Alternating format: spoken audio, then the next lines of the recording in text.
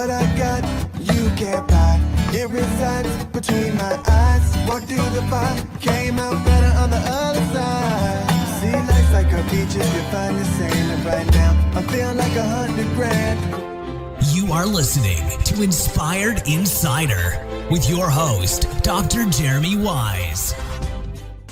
Dr. Jeremy Weiss here, founder of InspiredInsider.com, where I talk with inspirational entrepreneurs and leaders. Today is no different. I have Nir Zavaro. You can check him out at NirZavaro.com. He has a book, Fuck the Slides. There's an asterisk in there, Nir, so for all, if you know, so it won't say that on the cover, but you got what I mean. We're going to talk about his book, talk about his journey. It's pretty amazing. Nir, before I formally introduce you, I always like to point out other episodes people should check out of the podcast. This is part of the Top Israel Leader series that I'm doing. And I've been doing it for quite a while. We had Moise Navonan of Mobileye. And he talks about Mobileye, their journey to be acquired by Intel for $15.3 billion.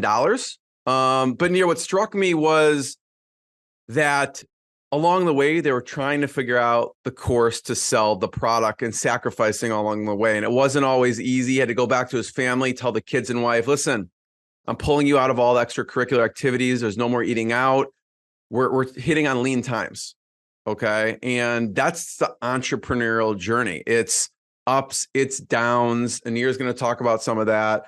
And there's many more. I had Ido of Perimeter X on, which is, cybersecurity company in Israel. We had John Medved of Our Crowd on. So check those episodes out and more on InspiredInsider.com. And this episode is brought to you by Rise 25. At Rise 25, we help businesses give to and connect to their Dream 100 relationships. And how do we do that? We actually do that by helping companies launch and run their podcasts. We're an easy button for a company to launch and run their podcast. We do the strategy, the accountability, and the full execution. Nir, we call ourselves the magic elves that run in the background and make it look easy for the host and the company. You know this because you've actually done a lot of interviews as well. For me, the number one thing in my life is relationships. And I'm always looking at ways to give to my best relationships. And I found no better way over the past decade to profile the people and companies I most admire on this planet and share with the world what they're working on. So if you've thought about podcasting, you should. If you have questions, you can go to rise25.com. And Nir, there's a deeper reason why I do this, really, which my grandfather was a Holocaust survivor. And the reason his legacy lives on is because someone interviewed him and told his story. And so, we talk about the business side, but there is a deep personal reason why. And you're about helping brands tell their story, which we'll get to. And there's a legacy they leave when they do that. So Nir Zavaro is founder, you can check him out at NirZavaro.com. He's founder of Streetwise. He also has the book, Fuck the Slides, and he helps people market through storytelling. They help businesses improve their sales and marketing. His mission, he says, is quite simple. They help brands sell stuff, but sell stuff so they have a good story. And, his journey is pretty amazing, as I mentioned. He's worked at the American Embassy. He's opened bars. He's co-founded an extreme sports content website. He's done so much. And Nir, I just want to thank you for being here. Thank you. We opened one of our bars that we opened in 2015. One of my partners, Asaf, he would grab me and say, I want to introduce you to my friend. She's amazing. You should marry her. He would come to her and he would give this spiel that you just gave. And I would tell him, I feel like a hustler. Just tell her my name. I'll figure the rest out. And every time I hear this, I'm like, who's this weird guy? You mentioned your grandfather, and my grandmother passed away a few years ago. She was 106. She was lucid until the end. Two of my novels, the first books I've written, are dedicated to her, at 102 and 106. And she passed away 2 days after I launched my second novel. And she would tell us stories about the 1930s when they would hide cash from Istanbul and take the train from Istanbul through the Middle East to come to Tel Aviv and bring money so they could buy weapons and armor and stuff to maintain against the Brits in those days. So everybody has some sort of a story that's connected to these people. What did you learn from your grandmother? Fearless. I feel a bit, now I'm going to travel the world. The book will come out Saturday. And by the time we do this will go live. The book will be out and I'll be traveling the world. And people are asking me, are you afraid to travel? If people know that and so on. And I'm thinking about it. And then I hear her stories and being fearless, is something completely different. And something through the social media era, through these ideas that everybody has an opinion and stuff, we forgot. But today, what I'm learning is leadership is measured today, not in a classroom, not about our revenue, right? And today we're writing stories that people will tell in 100 years. Talk about the book a little bit and why you wrote it. Yeah, I've had a very interesting journey. I think when I started, when I was in the 4th grade, my teacher said, he's nice, he talks too much, but he sure can tell a good story. And my dad always said, I hope you manage to make money out of this by speaking. And I would sit for years in coffee shops, and I loved telling stories. And I was a party promoter when I was 13, 14, 15. And this was my life, telling stories. And I loved meeting people. I loved hearing their stories. And you go to the army, you go traveling, you meet more people from around the world, and I fell in love with this idea. And I think almost everything I've done, including meeting people and telling good stories. And I don't know if you know this, when I came back to Israel and went to study communications and marketing, I sold snowboards in the desert. And sales is all about the story we tell. And selling a snowboard has nothing to do with the actual act of snowboarding. We're in a shop in Tel Aviv, it's 40 degrees, everybody's wearing flip-flops. But it was a story about how it will feel on the mountain, selling that feeling. And then from there, I went to do a lot of different things, and we opened a website for extreme sports. And I would write about sports cars and Formula One on the news. It was always about the story. And then I've done quite a lot of things, all had some sort of storytelling type of marketing and branding to them. And in 2010, I did the mistake I always tell people not to do. So there's 2 things you need to avoid in life to have a happy life, or 2 important things. Never write a book and never open a bar. So this is my 3rd book. I'm starting to work on my 4th next month. And I've had, 5 or 6 bars that I've been a partner in. When we opened the bar, it was amazing. We had celebrities coming in, everything was amazing. And then suddenly there was no one. And by the time we finished that bar, I lost everything I had. I had to leave my job. And I would sleep on friends' couches. But if you ask me how I was, I would say I'm completely broke, and what an amazing time it is. Because when I was in the army, I read this novel, and I said, one day when I'll have nothing to do, I'll sit and write a book. So penniless, no place, no obligations. I said, yeah, why not? I'll start writing a book about the nightlife of Tel Aviv, the city, and the clubs, and the people, and the stories I've collected over the years. And at the same time, I said, I think I need to also think about work. And I said, let's figure out what's the best thing for me. And I made a list. And the list said, no inventory, no rent, no employees, and you can do it from any place on the planet. Guess what? This is consulting. And I started to help businesses tell a better story and to market in food and beverage, retail, where I was very good at. And slowly, year after year, I learned that the problem was not necessarily only the story, but the story didn't match the product. So you can tell them that you have the best restaurant, that the food sucks. Guess what? It doesn't work. At the end, you will lose. So I started to fix. I did about 70 businesses in food and beverage and retail in a few years. I started to hire an employee. And I think I had the domain Streetwise since 2006. I used it for different things. Every time we had a side hustle or a project, I would use Streetwise COA. And then I said, okay, so I have that domain. It's been there for years. It's probably got a good ranking. I'll use that. And a good friend of mine invited me to open a club. And I said, never again, I'm not going to do it. And he said, it's going to be the most successful club in Tel Aviv. I said, I trust you. Me, I'm out. And they opened the most successful club. Most successful. And every time I would go there, I'd bring in my friends, and he would say, why did you join us? I said, I have no FOMO. I'm happy. I have a different journey that I need to go on. And a year passes, he invites me to lunch. We're sitting in a very famous meat restaurant. And he said, how do you like this place? And I said, I love it. You see, this is a place I would open a bar. And he said, welcome, Mazel Tov. We're going to open a bar here. We just took the place over. And we opened in January of 2013, a place called TaylorMade, which was unbelievable. 700 people every night, celebrities, people from all over the world. I met actors and actresses from the US, and it was amazing. And it was a reminder that it can be done differently. I had a fail, an epic fail in a bar.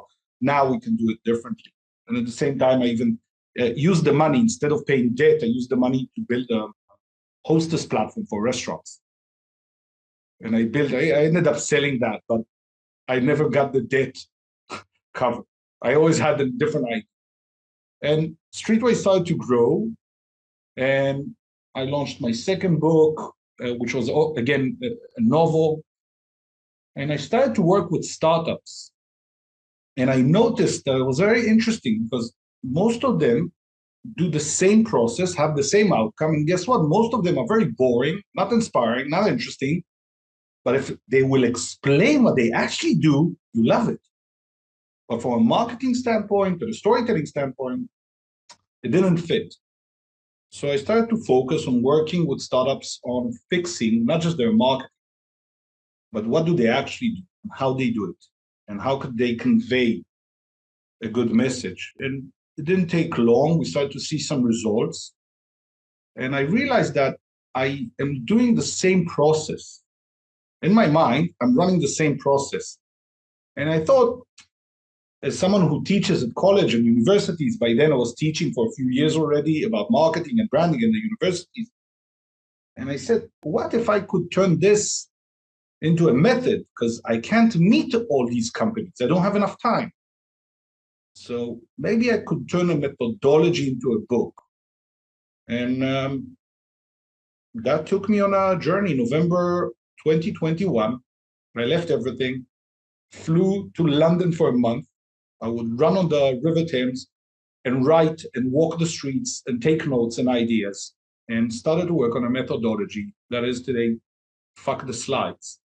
And it is the understanding that we use this buzzword, storytelling, but it doesn't mean anything. We don't understand how to actually do something with it. So this is how the book came to life. What are some of the mistakes you've seen people make? And I saw that also you were Techstars mentor. What are some of the mistakes? And we're looking, if you're listening to the audio only, you can see we are on Nir's blog here, and he's got a bunch of great information, so you can check it out. Why is my pitch failing? It's the slides. Shorter is better. What do you see some of the most common mistakes when people are telling their story? So let's start with the idea. Are you actually a storyteller?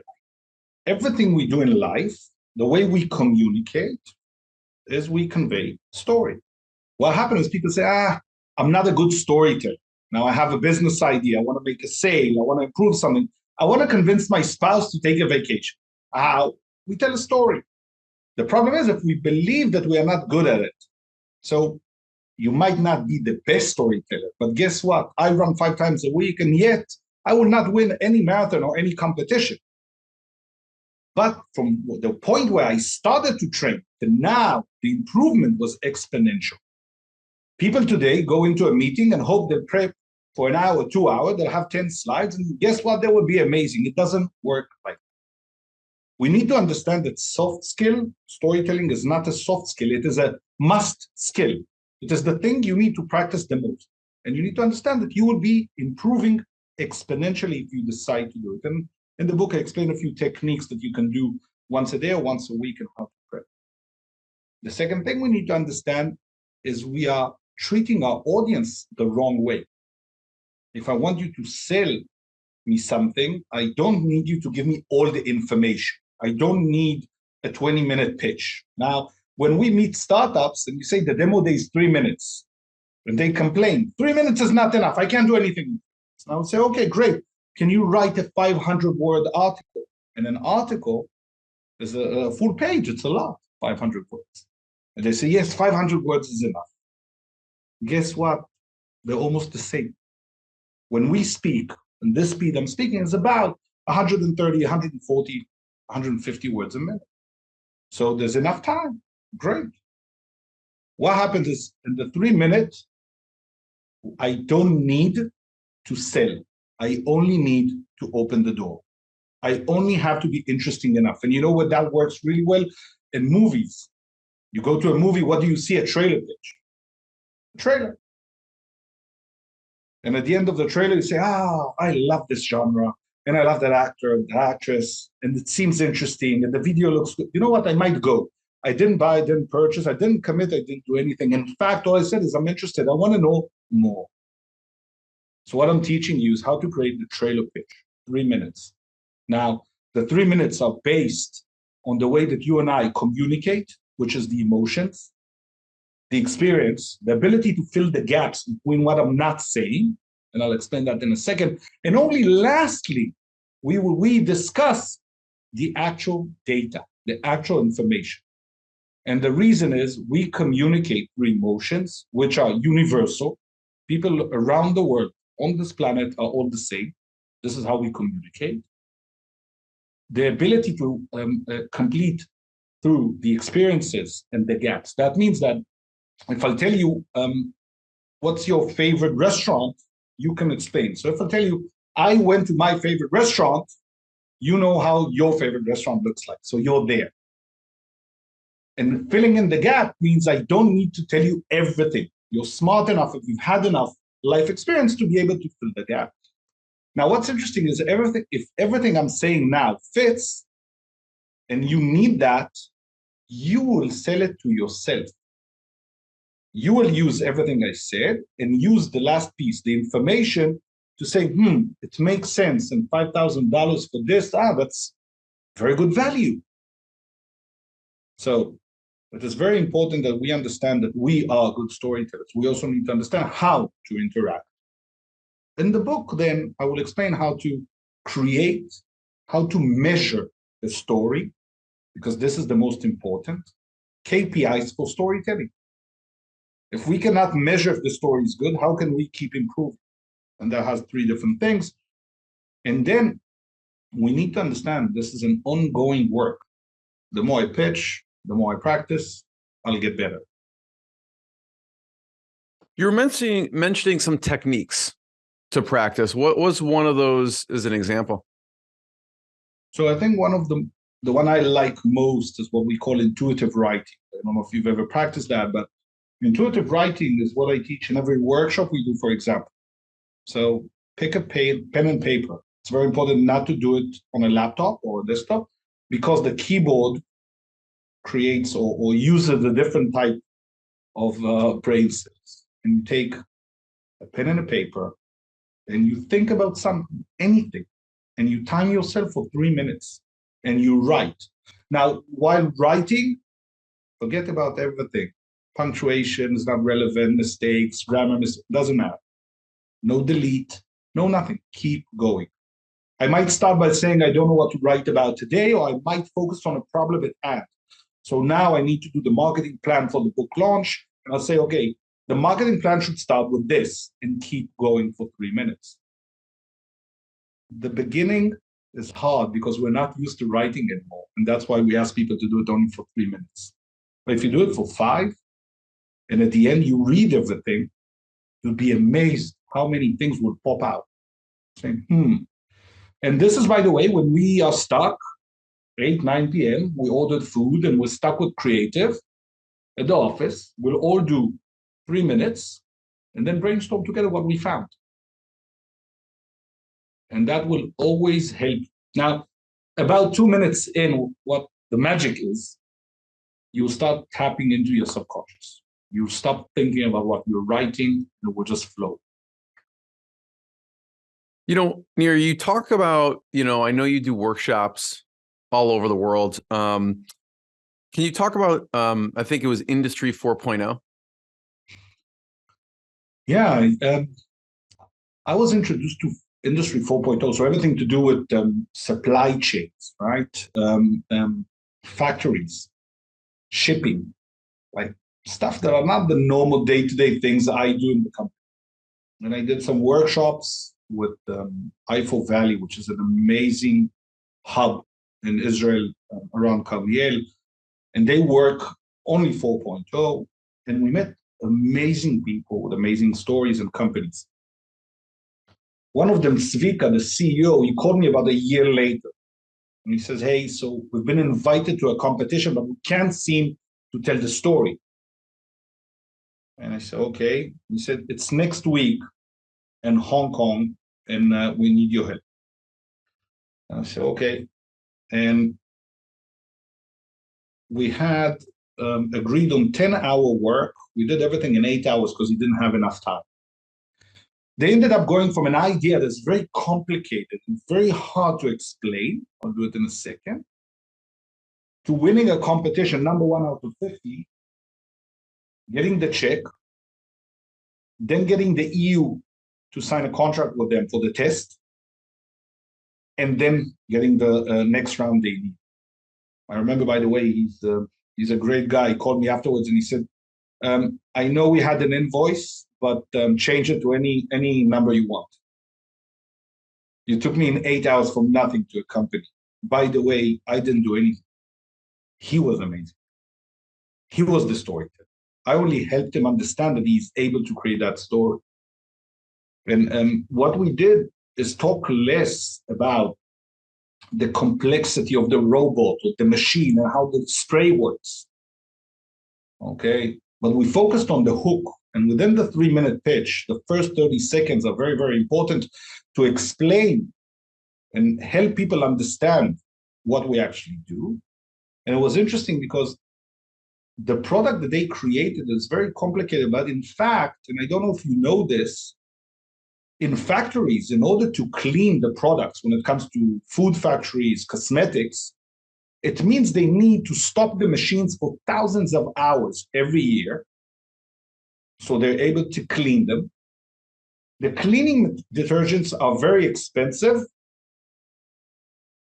and in terms of ecosystem, they're part of the worst. And they're costing not only a lot of money, but between 150 and 2,100 people worldwide will die every year from the cleaning materials. And basically what we understand is in factories, clean isn't really clean. And we use that 3 times in terms of repetition. And then we explain what they actually do. But if I tell you, if you have a factory, I can save you thousands of hours, less employees. We all agree, he knows clean isn't really. He can save money on the detergents. Plus, there's less taxes or stuff because they're polluting less. So what happens in the hook is people say, wait, how can you do that? And if you think, when I want to sell you something, your first immediate reaction, and we're now on a video, but I'll put my hands up and sell me. People are closed off. Exactly. But if the first hook made them understand that there's something here, they say, how can you do that? The moment a person has to lean in, we sold it. In the snowboard shop, people would come into the shop, they would say, I'm not buying. I just came here to look. It's a snowboard shop in Israel. You had to drive an hour, find parking, pay for the parking, walk. The shop was behind this building, but you only came to look. Now, in the back of your mind, and I know, that if you see something you like, you'll buy.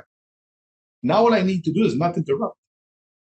So we would say, you're not buying, that's good. But just no matter what you're asking for, I will not sell you.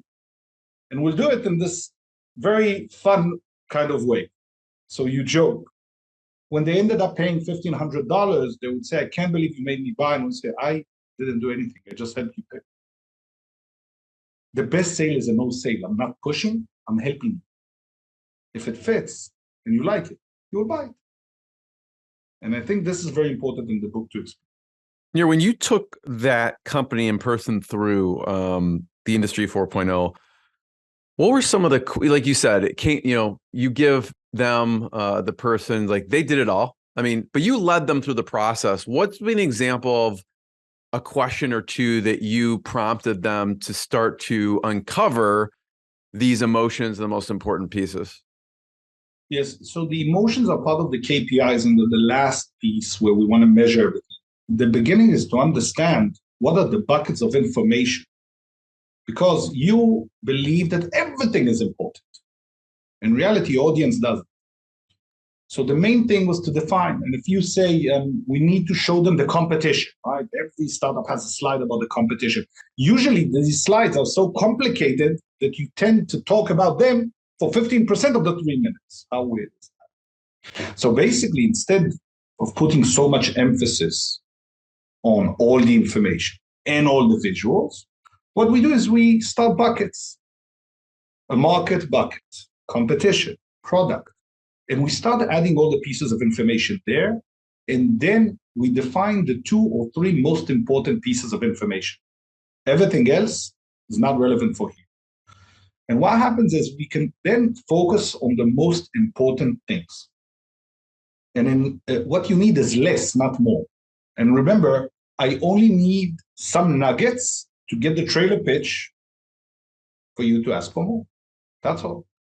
And I think once that clutter disappears and they can think clearly, and in a 3-minute pitch, we'll have, 16, 18 pieces of information, suddenly the structure feels different.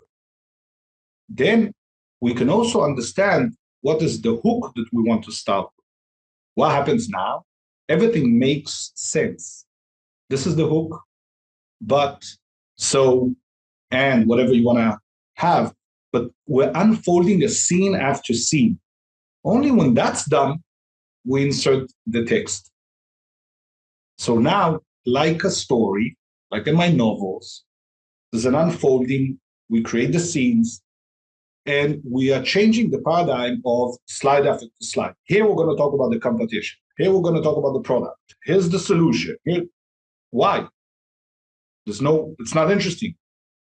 And once we are able to create a story, now what is interesting is when you ask people these guiding questions, like in the book, they know more than I do about their product. They know more about their journey. So it means that most of the time they will be able to create a better story than others. They know. So you're helping them build kind of like, I have this saying that when a client says, I want you to come up with marketing that's out of the box, right? So you say, okay, can you explain the box? If your brand doesn't explain the box, I can't think outside of the box. Which is, by the way, 90% of brands don't know how to explain the box. So we need to define it. Near the Patron Tequila World Championship. Yeah. I got a call from a former bartender of mine, Vita, amazing woman. And she says, fuck the slides. It works for everything. I said, yeah. Can it work for a tequila? Yeah. And she's in charge of Patron Tequila in Israel for the distribution, everything. And she does a lot of the learning events and stuff like that. And we did in the Soho House at Jaffa, and we hosted the 10 finalists for the Tequila Patron of 2022. And I taught them fuck the slides, very similar to how I would do it with the startup. And it was very, very interesting. And there were an amazing group of people. By the way, I think that's a big part of doing these workshops. I get to meet amazing people and hear different ways of thinking, It always inspires you to say, this could be improved. You can do this different. And competition day, it was great. People had great sessions. Now, what's interesting about the Tequila Patron competition, the finals, is 40% of the cocktail competition is about the story you tell. That is more points for the story than it is for the drink, the making, or the garnish. So the story It's what makes the taste, the flavor, the feeling. Now, once the competition was done, an amazing girl named Mo, she won the competition, and I told her, listen, I think you're amazing. I'd be happy to work with you for a few hours and prep you for the World Championship. She was excited. I was excited. And I said, I know you're excited, but in 2 weeks, I'll be able to say I trained the world champion. And we worked. And she came up with the story. And I said, that's great. There's 19 other contestants, and all of them will start the story by saying, the challenge you gave us, or when I started Bot, we need a story.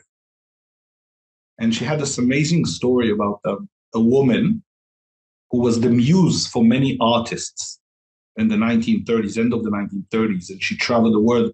And she always wanted to be the artist and not the muse. She found her home in Mexico. And we built a whole story around that. And she won. Both of her stories were amazing. And now she does a lot of things here. She has an ability. She can have a presence, a show, enabling her to understand that if she fixes a few things about how do you start, what's a good hook, how to structure the scenes, she became, in my opinion, invincible. And now when she does her bartending workshops, they're amazing. What was she, in the end, pitching? Cocktails, 2 cocktails. So she had to do 2 cocktails that we prepared for. By the way, they also had one that was unplanned. Okay, so you can implement the same structure. So if fuck the slides means that the team will prepare for raising capital, but tomorrow they will use the same concept to run their meetings. Now, when you want to raise money, you go in with one ask. If you like this, I need $1 million. Easy. When you go into a meeting, everything's confusing, right? There's a lot of things we don't. You're a product manager? Great. What's your one ask? Pitch it in 3 minutes. And it's important to state, the trailer pitch must have slides. I cannot go into a meeting with investors without slides. But the slides will play a supporting role, which is either a supporting role or a scenery. What people tend to forget is they use the same slides for everything. The pitch deck they send before, the slides they present when they speak, what they'll send after. This is not right. This is where we fail. Every type of supporting role that something has needs to be relevant for that piece of the puzzle. So the trailer pitch will have supporting slides, mean that you will have very little text, and they need to help you. It means also that if I take away your slides, your story is still good. And then we have what in the book is called the toilet deck. What is it? Toilet deck. I learned there's a TD, and I call it the toilet deck because there's 2 things we need to remember. One is the slides I send before the meeting, 1-pager, the pitch, the deck, or whatever you want to call it. I will not sit next to you when you read it. I need to remember you need to have more text than the trailer pitch because you will need to understand by yourself. Okay? And the second thing about it that I learned is many investors read the decks we send, they read them in the toilet. So we call it the toilet. Now, this is a standalone. I am not there. You need to be able on your own to understand what we're doing, what's the offering, what's the ask, and everything by yourself. Then when we meet, I am the presentation. The slides, if they're there, they're supporting. By the way, we had the story about a guy that the investors made him work with. He didn't want to work. We started writing the story. He didn't want to write it. Didn't want to do this. He was complaining all the time. And then he had this very, very important call. There's 3 investors, all of them very well known in Israel. He's starting the pitch. Midway, about 1.5 minutes, one of the investors says, hey, so it's very interesting, just to make sure I can hear you clicking, but you didn't share the slides. And he said, this is the first time I understood why I'm working. His story was well enough to carry the pitch without the slides. And he kept going. And later he sent it to them. Okay. So I think once you understand that ability, and if you write, you know how it sounds, how you need to present it, that creates some sort of confidence. And most of us will go pitching when we have bullet points. So that means we are unprepared. We're improvising the most important thing. Okay. Nir, you were supposed to launch your book October 8th. I was supposed to start the marketing plan October 8th and November 5th to actually launch the book. But there were dozens of interviews and other stuff and about 100 pieces of content that was supposed to go live and getting a lot of support from all of the work. I feel like, I can't speak for other countries, but in the US, when the planes hit the World Trade Center, I knew exactly where I was. I know a lot of people I know knew exactly where they were. Where were you October 7th? I woke up to the second alarm. I didn't hear the first one. There was sirens, so I didn't hear the first round. This happens here every few years. It's not good, but it happens. And I went to the staircase, the apartment. I was waiting. I wasn't supposed to be here, so I was subletting an apartment close to my own apartment. And it was very strange because it was an apartment I used to rent many years ago. A lot of my stuff was still there, and it felt surreal. It felt like I was stuck in the past. I'm looking at my previous apartment where I'm sitting on the sofa.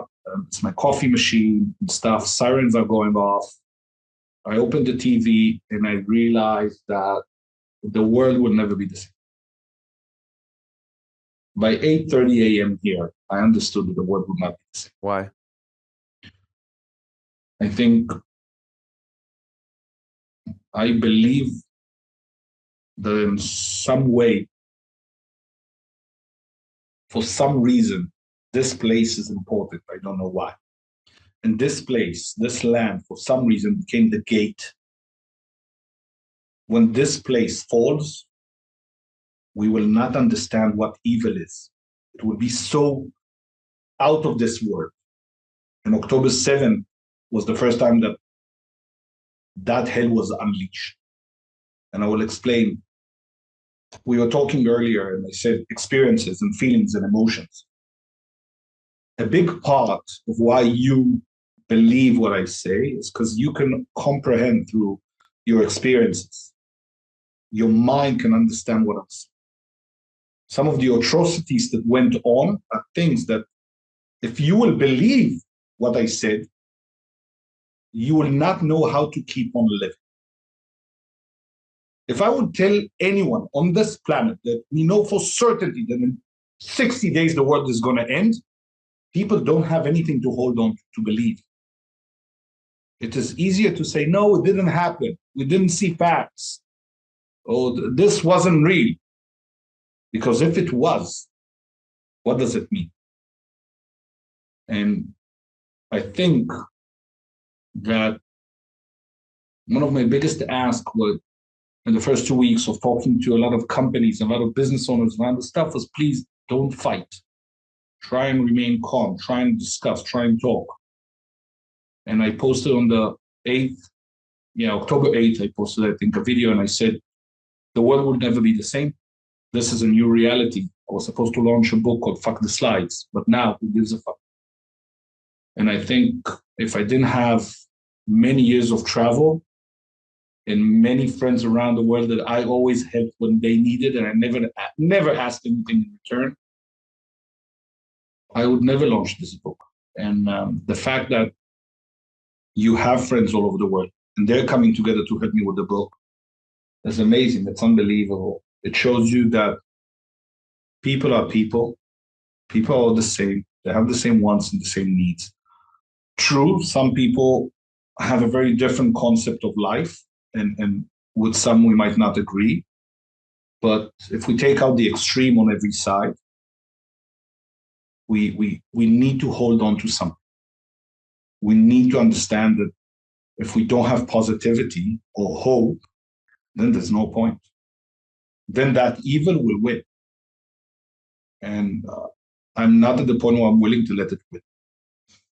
And that's why I'm going to push on with the book and keep traveling. And, at the end, I want to teach as many people as we can how to become better storytellers.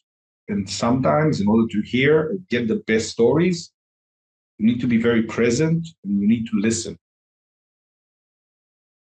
And Nir, I'm wondering your perception, of the world's reaction. And, before we hit record on here, there were sirens going off. You had to go into the basement. For everyone listening or watching, Nir looks super calm. But at the beginning of this, sirens were going off. We may not have been able to do the interview. You had to go in the basement. When sirens are going off, just to give people an idea, because we're in the US, right? What does that actually mean? What's actually happening when the sirens are going off? I think we need to remember that we are very, very lucky. Ingenuity means that 96% of missiles are being intercepted midair.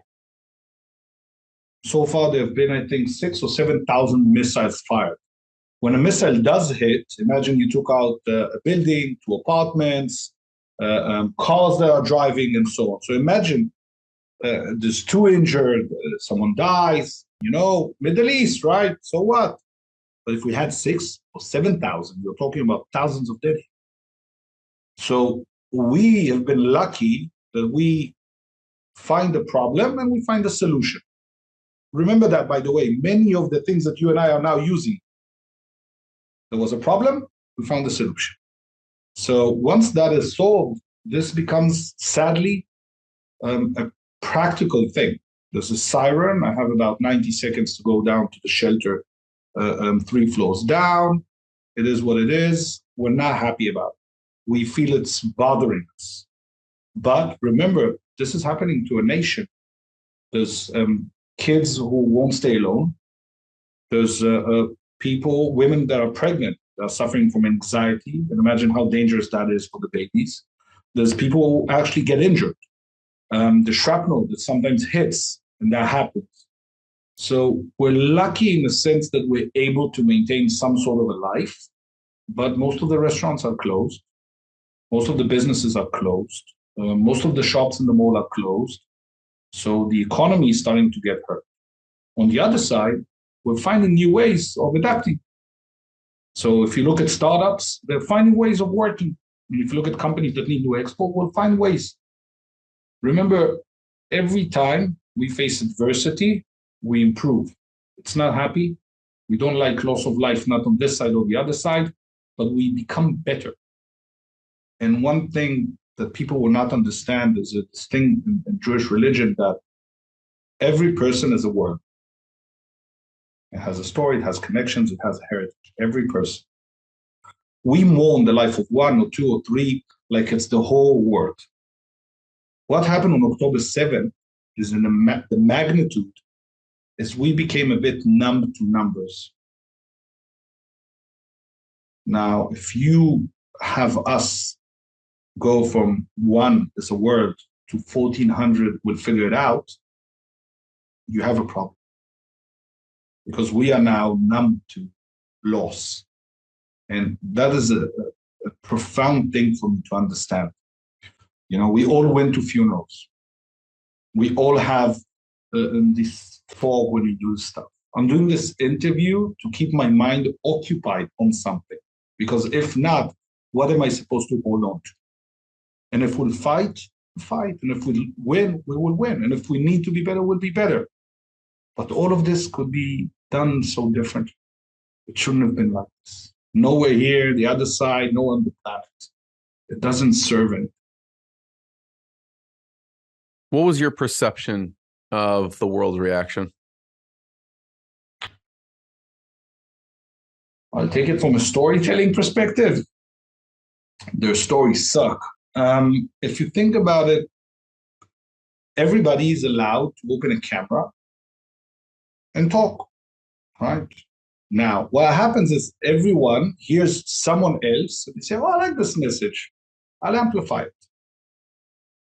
I think finally, after many years, politically correct, which is an American thing initially, which we always, in Israel, we say, we don't care about this. Politically correct is not the right way to move forward, right? It's like lying all the time to everyone. Now we understand. We are learning who likes us and who doesn't. By the way, why does it matter my religion or my gender or my sex or my sexual preference? Why does it matter to people? People are people. But people need something to hate as much as they need something to hope for. That's how people are. The DNA is wired. This is how it is. Now, what is interesting, I think, it's suddenly a lot of people woke up, and there's a lot of the scare is becoming very tangible for a lot of people on the planet. Not just Jewish communities. We're getting that from a lot of people who are non-Jewish. And people are suddenly saying, what's happening? Where's this going? Now, I urge people that are listening or watching this, the fact that you have an opinion is amazing. Not relevant. It's not relevant. It is your opinion. Now, when your opinion and my fact are the same, then the world will go backwards. I urge people to have a discussion. A discussion means I will state what is an opinion, I will state what is a fact, and then I will listen to what you have to say. I will understand we can discuss. If two people argue and the volume is what defines it, nothing is moving forward.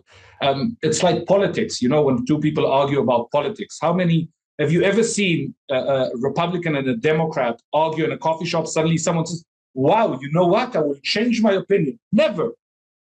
Never. It's your opinion. And it's fine that it's your opinion. But the fact that people are amplifying this is dangerous. Dangerous. And by the way, I'm getting a lot of videos from people that are not Jewish about, hey, look, but this Jewish guy from Texas says that.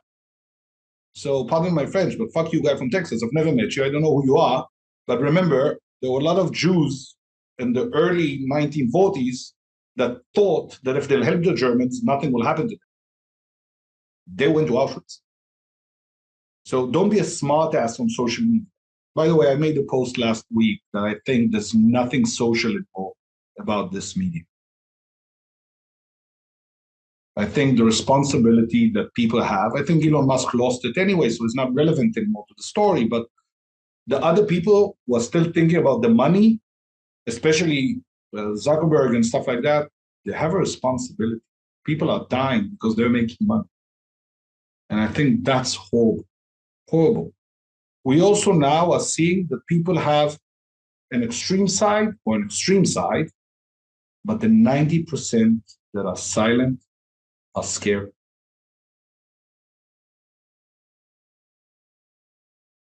Nir, what are some of those things that you hear in the media that,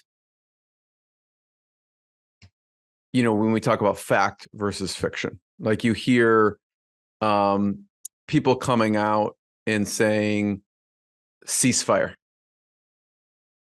What does that mean to Israel? What does that mean to you as an Israeli? Let's start with the fact that no one likes war. I'm not, in no way am I happy about the fact that we're at war. Not on my side and not on the other side. We are not happy when we learn, and we're close to the people on the ground, sadly, and we also learn that there's a situation now when Hamas is pushing civilians to stay in fire zones, because then they can scream that people died. Guess what? They died, which is unbelievable.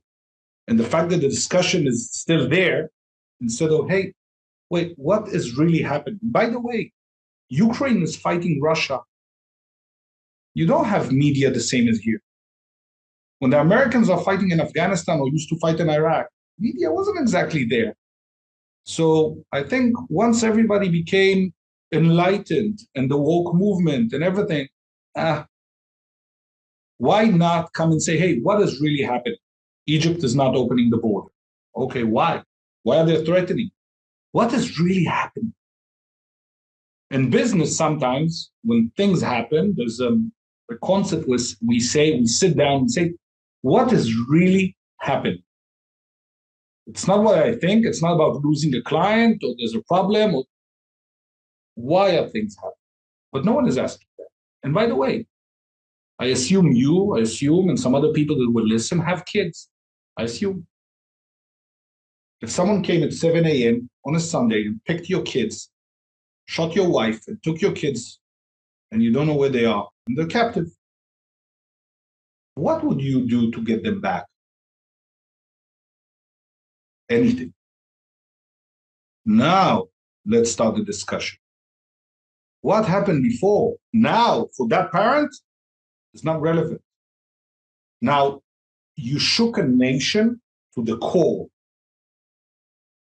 I would even argue that you shook it too much, to the point where people now are saying, hey, we can never let this happen again. We have you know how many, I had a call a few days ago and I apologized to 60 people on a call. And I said, I apologize if you feel that we failed you, that because of what's happening in Israel, we cannot ensure your safety in other places.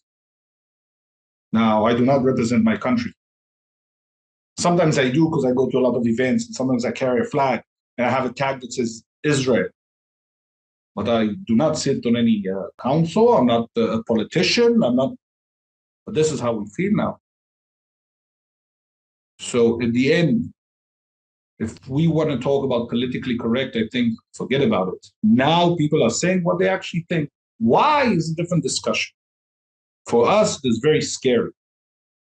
Now, if we understand that we are not leaving, and we understand the other side only wants to kill us, now we can start having a different discussion. And if we're talking about a ceasefire, okay, give us back the kids, give us back the babies, give us back the women, give us back the young guys. Then we can talk. Why isn't nobody asking that? Why are the French offering, for example, a floating hospital and the Arabs are against? Interesting, huh? So there's a lot of different discussions. By the way, I think when we look at the story, this is a very, very small chapter. I believe that there are bigger things happening. You can look at the global world. Why is that? You brought this up near, when the plane hit the trade, hit New York and the buildings, the Twin Towers, compared to this terrorist attack massacre in Israel. I feel like the world had a much different reaction. Like you said something about the media wasn't in Afghanistan like it is now in Israel and in Gaza. It's not the same, my friend. Manhattan is not the same currency as Israel. It's not the same currency as Tel Aviv. It is what it is. By the way, a lot of places on the planet don't carry the same weight as Manhattan. At the end, one of the last empires is the US. So when you heard them, it's a different story. The massacre here is 15 times bigger when you calculate the population size than 9/11. Every person knows someone. Okay, we just had an EO member sadly lost 4 members of their family. Not only was it that big, this was a calculated person by person.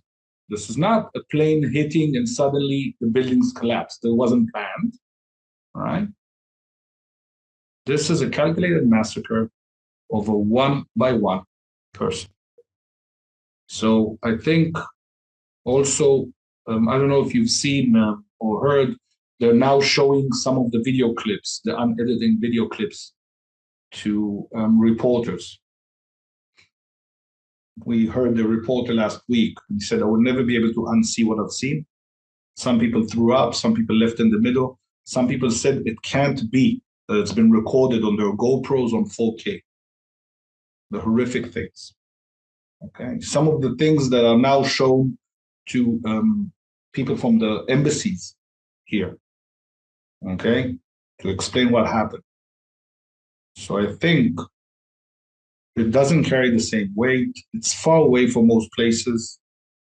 Okay, and by the way, why should people in Australia or in the US or stuff care? This is the other side of the world for them, you know? And yet everybody has an opinion on it. Yeah, I mean, Nir, as far as that goes, what are some of the resources people should check out? Like you said, there's people across the US, obviously they're posting the kidnapped signs, right? And there's people all over the US ripping them down, right? Yeah. And, I've watched a number of the videos, like, people are denying it happened. I mean, they probably rip them down for all sorts of reasons, but one of them is, this is false. It's not happening. Right. And, or it didn't happen or whatever the reason is. And now they're starting to release videos on this. How do they know in New York when they're ripping it off that it didn't happen? They don't. Right? Yeah. So let's say out of respect, I don't know. Out of respect, I'm not tearing it up. Respect, I don't. There's a lot of things, by the way, I don't know on the planet that happen. There are a lot of atrocities I don't know. Now, when I have an opinion about Russia, Ukraine, which a lot of people were referring to in the first week, okay? And I read a lot and I have opinions, and I don't post them on social media. I'm not an expert about the subject, okay? Plus, I'm far away. I can only hope I have friends on both sides that they will find a way, that they will resolve. I hate the fact that there's a war. I hate the fact that people are getting hurt. Hate. And I don't use hate very lightly. But why doesn't a person from Manhattan buy a flight ticket with his camera and come here and meet the families? They're here, by the way, every evening on the street, not far from where I sit. Meet the families. There's 250 now. In today's world, if you want to fact check, buy an $800 ticket and come. By the way, I was talking to someone that was cursing me, which I've never met. I don't know who he is. I don't know how he found my account. He was cursing me. I said, dude, buy a ticket, go to Egypt, go to the border, and tell them you want to go in. You want to see what's happening. Yeah. It's very important. If you have an opinion, doesn't matter what it is, if that creates a positive or a negative. At the moment, we're posting mainly Hamas is ISIS because we know for a fact that it's true. We know we're seeing what's happening to the civilians. We're talking to the civilians. By the way, I can share with you stories I heard from people who have friends on the other side that they called to ask if they're okay, which is a horrible situation. And they're saying, kill them, get Hamas out, get Hamas out. Okay? We aren't hearing those stories here. I haven't heard a lot of those stories. Great.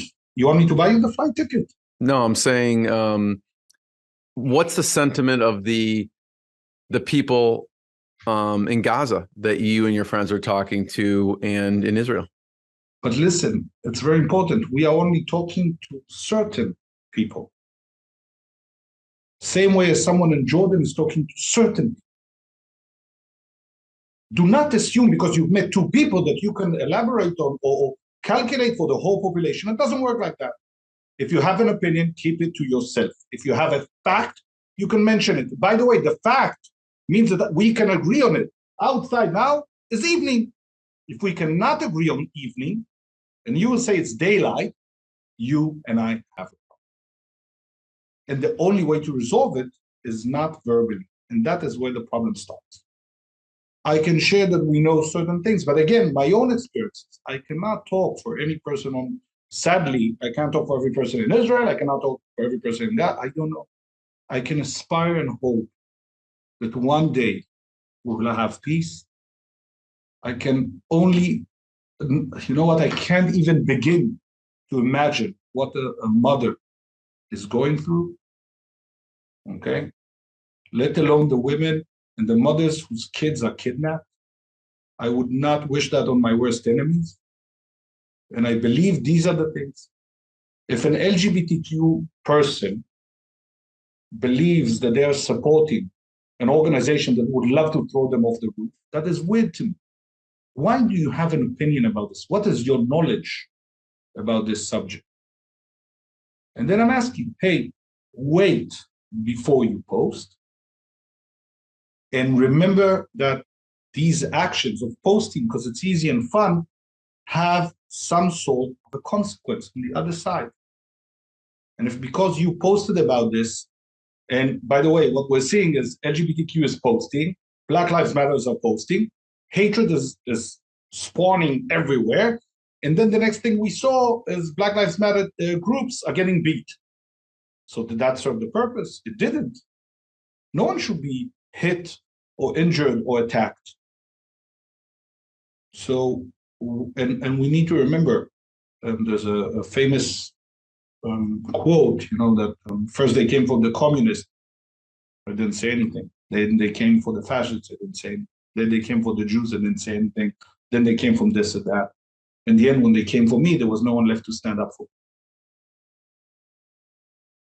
Remember that the next time you decide to post or pick a side that you have no understanding of. And I want to make it very clear. I'm not saying if that side or the other side is right. In terms of humanity, things that happen should never happen to anyone. And we need to understand, this is a whole new war where kidnapping kids is fine. So if you're woke movement or progressive and you tell me that kidnapping a pregnant woman, let alone executing, murdering, beheading, and so on, if that's fine, I would argue that maybe you're not so progressive. Nir, first of all, thank you. Thanks for having this conversation, especially during this crazy, difficult time. I really appreciate your time and your journey. And my last question is, what are some of the sources or experts that you encourage people to check out who are talking facts and they're living it? And I do want to point people to your website, Nir Zavaro, NIRZAVARO.com, and to check out and buy Fuck the Slides. You know, no matter what you do, we always need to be a better storyteller. It doesn't matter if it's for our company, for our personal life. What are some resources people should check out? I think, first of all, history is a pretty good place to start. I think. I've heard a lot of different variations. I would encourage people to read some of the histories of not only the region, but the understanding of what marketing or media is. And a lot of the things of the hatred we're seeing now, by the way, if you go back and you read the biography of Goebbels, okay, he was the Nazi guy in charge of how to create mass marketing and how to create that separation, that hatred. It is being used today in many, many places. I suggest reading The Spin Dictators, a great book from 2018 that talks about why today you don't need to kill millions in order to become a dictator and what's happening in some of the countries around the world. I think go back, first of all, and read the history. And again, I think once we have that, it's amazing to see that the history will repeat itself. Make sure you're on the right side of history. That's all. And you will know which facts are right. Nir, one of my favorite resources that someone pointed out to me, I don't know if you've seen this one. It's a site called antisemitism.org, and you were talking about it's very easy for people to post on social media and do things, but this site, holds people accountable for doing some of these things. And so whether someone defaces a high school with swastikas, right?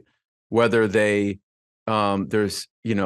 all the stuff that's happening across universities. And so this is a site that someone pointed out to me that has some, up-to-date information on what's happening around the U.S.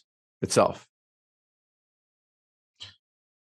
I hope that we will find a way to go back without being politically correct and without using hatred as a form of helping ourselves achieve or become bigger or larger than someone else. This is not the way it should. We are all the same. People are people. Everyone check out nirzavaro.com and check out more episodes of the podcast. Thanks, everyone. Thanks, Nir. What I got, you can't buy. It resides between my eyes. Walked through the fire, came out better on the other side. See, life's like a beach if you find the sand. And right now, I feel like $100 grand.